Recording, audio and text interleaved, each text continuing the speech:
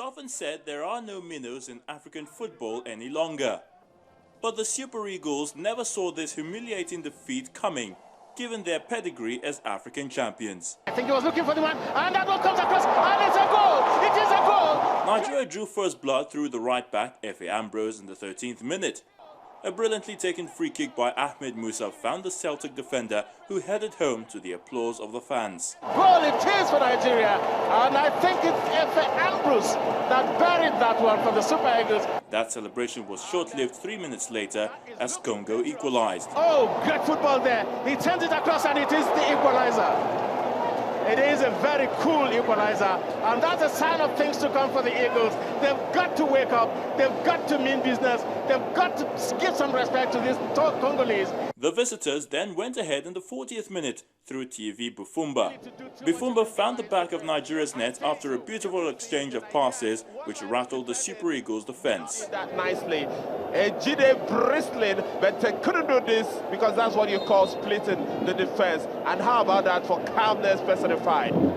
Bufumba scored his second of the match from the penalty spot after the referee had adjudged Ogen Onazi to have fouled a Congolese player in the box. In the shirt of Nigeria, and it is a goal. It is a goal, the third one for Congo, and they are really...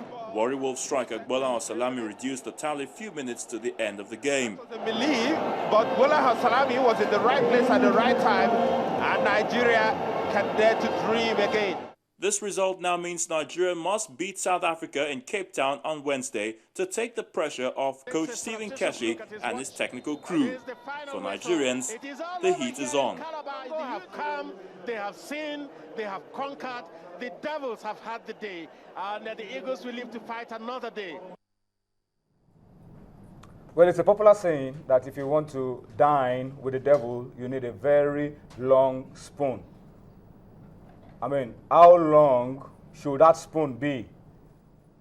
I mean, that's a question that I think you should be able to answer. And that's because the Red Devils of Congo came to town, came to Calabar, and inflicted pain on their Super Eagles of Nigeria. And what that means is that we've gotten off to a very poor start in the race to qualify for the 2015 Africa Cup of Nations in South Africa. And now we have to chase our group. Of course, it leaves us with very bitter taste in our mouths. That's why we welcome you to Sports Tonight this Monday, looking back at what happened over the weekend and hoping that the Eagles will find inspiration from somewhere as they get ready to confront Bafana of South Africa, who are basking in the euphoria of an amazing, emphatic 3-0 away win on Wednesday in Cape Town. Welcome to Sports Tonight this Monday. We need to look at the positives and appreciate the fact that this is the first game. There are 5 more games to come, and the Eagles, I believe, can bounce back to winning ways. My name is Tony Ibitoye. Onye Wuchimachuku is on the show with me this Monday, and Tunde Koiki as well on the show this Monday. Guys, how was the weekend? Well, it was a day of reckoning. Reality check, like some people will say. You know, but we are down, we are not out yet. Like you said, 5 more matches to play. The Eagles can still make it to the Nations Cup. That if the coaches and players, you know, could learn from what happened on Saturday. Because if they don't learn, they'll become history. You know, we need to learn.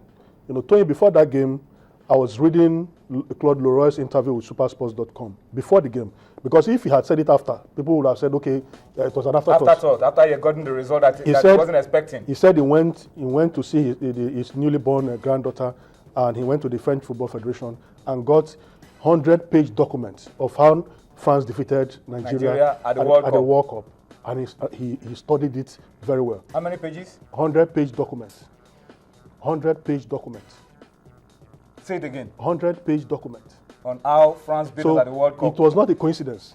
They planned for it. They planned for it. You know, here we just come and say, yes, we must do our work properly. But every time we say call for prayer, you know, with God on our side and all those cliches, we need to do the right thing. The modern world is not, nothing is achieved by coincidence. You must work for it. And the man worked for it and he got it. In fact, he said he stopped Samba from coming because Samba told him that, Coach, I will only play against Nigeria, Cote d'Ivoire, Cameroon, the big teams. I don't want to play against Mauritius. And he told him, that if you can't play against small teams, then you're not good enough for my team. You know, so we must learn. We must learn. Maybe when Keshi too must, update himself. Partly with federations and coaches who have been successful. You don't say I've won a title and then I've arrived. If you are climbing the ladder, if you fall at the lower rung, you may not have but when you get to the top and you fall, it will be monumental. So and that is what we've seen. That's what we are saying. So this is a reality check. It's not over yet. We can still bounce back if the coaches and the players, learn from what has happened. It wasn't just the way. It wasn't just that we lost. It was the way we lost. And it was a convincing performance by Congo. The 3-2 is even a little flattery for us. It should have been like that 3-1 that it was for most of the game, and they could have even scored more because they didn't sit back. They were organized. They kept pushing. You knew that the coach had a game plan, and the players were playing out his game plan. So in the 91st minute, they had a corner. You remember that the Congolese player got his head to. It could have been 4-2 at that point in time. It just goes to show you that this Congolese team did not come here to defend. They came with a game plan and they executed it perfectly. I mean, the fact that we scored first in this game, Tunde, eventually didn't tell. But because look at the way their goals came. Look, Tony, we've always said something about how particularly how clueless our Eagles seem to be when they seem to have the advantage. This is when you should drive home. What this one? Look, I'm at a loss to say this was routine. They tore us apart. Routine even France and Argentina didn't do this to us. Honestly, if routine defending, a player, three players on the edge of the box, three or four defenders went to mark the same man. He split the defense open, let the attacker who was open receive the ball. He finished it brilliantly. It was just a shambolic performance, totally by the Nigerians. I was completely. It's so bad that you cannot pick out one single player who can still cover himself in glory. It's that bad. Maybe Bola Salami for his goal. Even Bola Salami, I don't think he did too much to just. He wasn't on the pitch for too long to justify even any kind of rating. Yes, okay, for his goal. He could have been anybody there at that particular point in time. I'm talking about a concerted effort about how to break down with him. And you said something here about how painfully or how easily we were torn apart and how badly we were beaten. I always say if you are going to even lose in a manner that even your opponents will go home and tell, yes, we beat them, but we were battered.